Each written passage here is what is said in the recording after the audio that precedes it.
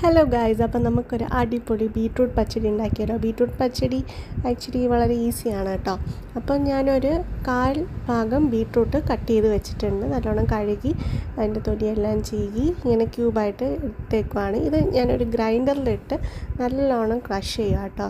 ഇവിടെ മോക്കൂടി കൊടുക്കാനാണ്. അപ്പോൾ വെജിറ്റബിൾസ് ഇച്ചിരി കട്ടിക്ക് കിടന്ന് അവൾ കഴിക്കത്തില്ല. അപ്പോൾ ഗ്രൈൻഡറിലിട്ടൊന്ന് നല്ലോണം ഫൈൻലി ഗ്രൈൻഡ് ചെയ്തിട്ടുണ്ട്. എന്നിട്ടൊരു പാത്രം ചൂടാൻ വെച്ചിട്ടുണ്ട്. അതിലേക്ക് ഈ ഗ്രൈൻഡ് ചെയ്ത ബീട്രൂട്ട് ഇട്ട് കൊടുക്കുകയാണ്. ആവശ്യത്തിന് ഈ ബീട്രൂട്ട് വേകാൻ ആവശ്യത്തിന് വെള്ളവും കൂടി ഒഴിച്ചു കൊടുക്കുകയാണ്. ഞാനൊരു 3/4 ഗ്ലാസ് വെള്ളം ഒഴിച്ചു കൊടുക്കുന്നുണ്ട് കേട്ടോ. അപ്പോൾ ഒരു പച്ചമുളകും കൂടി ഇട്ട് ഇത് നല്ലോണം ഇളക്കുക. ആവശ്യത്തിന് ഉപ്പും കൂടി ഇട്ട് ഈ വെള്ളം ഒന്ന് വറ്റി വരുന്ന വരെ നമ്മളിത് കുക്ക് ചെയ്യുക കേട്ടോ. ബീട്രൂട്ടിന് അത്യാവശ്യം വേവുള്ള ഒരു വെജിറ്റബിളാണ്. അപ്പോൾ ഈ വെള്ളം അത്യാവശ്യം ഒന്ന് വറ്റി വരണം. അപ്പോൾ ദേ നമ്മുടെ വെള്ളമൊക്കെ ചെറുതായിട്ട് വറ്റി വരാൻ തുടങ്ങിയിട്ടുണ്ട്. അപ്പോൾ ആ ടൈമിൽ നമുക്കിതിൻ്റെ കൂട്ടൊന്ന് പ്രിപ്പയർ ചെയ്യാം.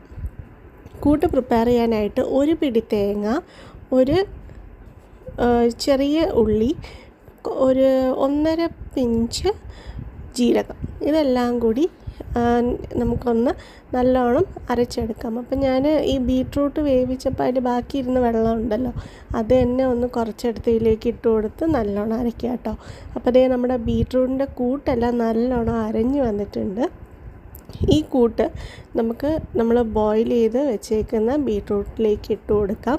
എന്നിട്ട് നല്ലോണം ഇളക്കിയതിന് ശേഷം ഫ്ലെയിം ടേൺ ഓൺ ചെയ്യുക. ഫ്ലെയിം ടേൺ ഓൺ ചെയ്തിട്ട് ഇത് നല്ല ഒരു തിള വരുന്ന വരെ നമ്മൾ കുക്ക് ചെയ്യുക കേട്ടോ. അപ്പോൾ ഇടയ്ക്കിടയ്ക്ക് ഇളക്കി കൊടുത്തുകൊണ്ടിരിക്കുക, അടിയിൽ പിടിക്കാൻ സാധ്യതയുണ്ട്. അപ്പോൾ ചെറിയ ഫ്ലെയിമിലിട്ട് വേണം നമ്മൾ കുക്ക് ചെയ്യാനായിട്ട്. അപ്പോൾ അതേ നമ്മുടെ ബീട്രൂട്ട് അരപ്പും എല്ലാം കൂടി നല്ലോണം ഒരു തിള വരുന്നുണ്ട്.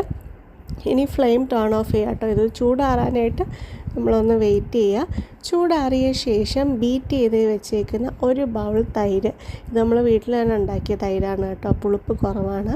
അപ്പോൾ ഈ ഒരു ബൗൾ തൈര് നല്ലോണം ബീറ്റ് ചെയ്ത് ഇതിലേക്ക് ഒഴിച്ച് കൊടുക്കുക. നല്ലോണം മിക്സ് ചെയ്യുക കേട്ടോ. മിക്സ് ചെയ്തതിന് ശേഷം കടുക് വറുത്തത് അപ്പം തന്നെ വറുത്തതായാലും ഇടാം. ഞാനിവിടെ മുമ്പ് പറഞ്ഞിട്ടുണ്ടല്ലോ, ഞാൻ സ്റ്റോർ ചെയ്ത് വെച്ചേക്കും ഫ്രിഡ്ജിൽ.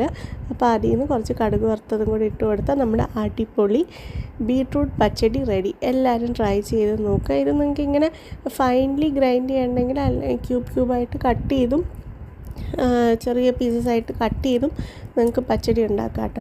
ഇതിപ്പോൾ ഞാൻ പറഞ്ഞല്ലോ, മോക്കൂടി കൊടുക്കുന്നതുകൊണ്ടാണ് ഞാനിത് ഫൈൻലി ചോപ്പ് ചെയ്ത് ഗ്രൈൻഡ് ചെയ്തെടുത്തത്. അല്ലെങ്കിൽ നോർമലി നമ്മളിവിടെ കുഞ്ഞു കുഞ്ഞു പീസായിട്ട് ചോപ്പ് ചെയ്താണ് എടുക്കാറ്.